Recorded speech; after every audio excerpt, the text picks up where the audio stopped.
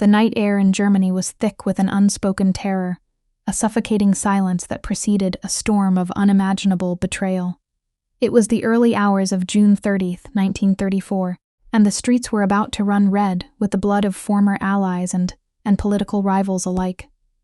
In a ruthless, calculated move that would forever alter the course of history, a dictator decided that the only way to secure his iron grip on a nation was to slaughter those who had helped him rise to power. This was not a battle against foreign enemies, but a massacre from within, a brutal purge that would become infamously known as the Night of the Long Knives. Remember to comment, like, share, and subscribe, so you don't miss future episodes of the Calendar of Crime. The seeds of this massacre were sown in the fertile ground of paranoia and the insatiable thirst for absolute control.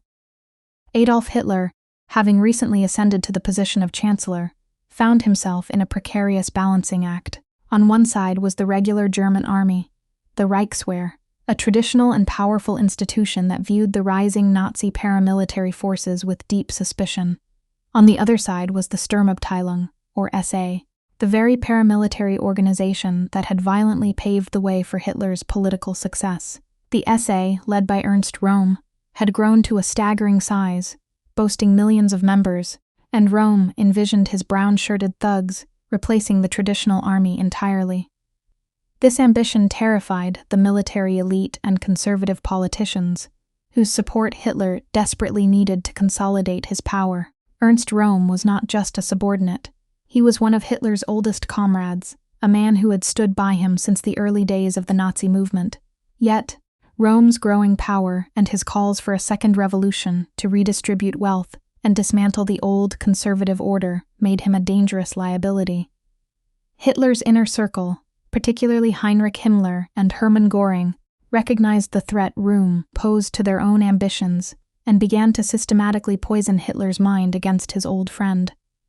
They fabricated evidence of an impending SA coup, a fictitious plot that provided the perfect pretext for the brutal crackdown that was about to unfold.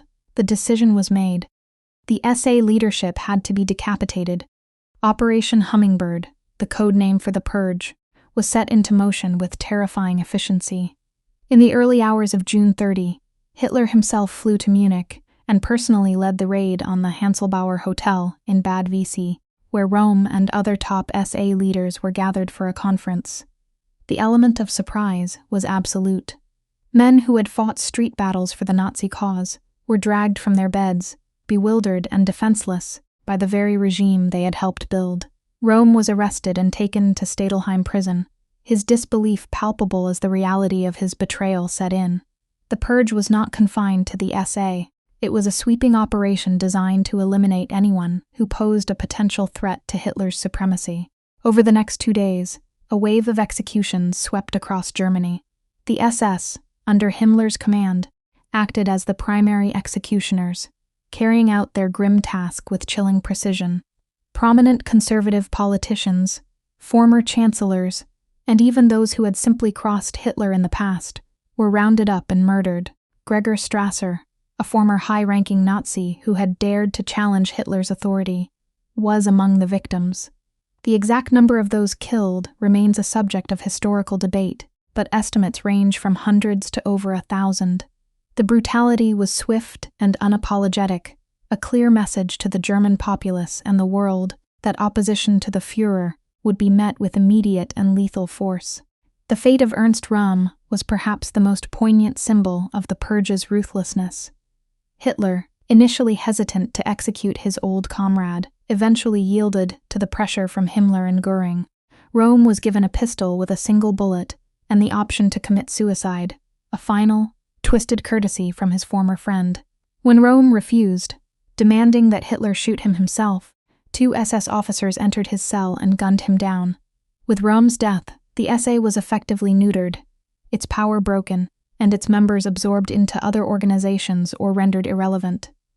The traditional army, relieved by the destruction of their rivals, swore an oath of unconditional loyalty to Hitler, sealing the fate of the German Republic.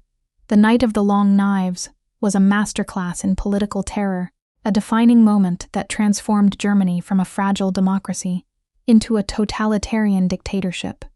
by legalizing the murders retroactively, claiming they were necessary to prevent treason. Hitler established himself as the supreme judge of the German people, above all law and morality. The purge eliminated any remaining internal opposition and solidified the alliance between the Nazi regime and the military. It was a stark demonstration of the lengths to which Hitler would go to maintain power, a bloody prelude to the horrors that would soon engulf Europe and the world. The echoes of those gunshots in the summer of 1934 would resonate through history, a chilling reminder of the fragility of justice in the face of absolute tyranny. Thanks for watching. Please comment, share, like, and subscribe for future episodes from the Calendar of Crime.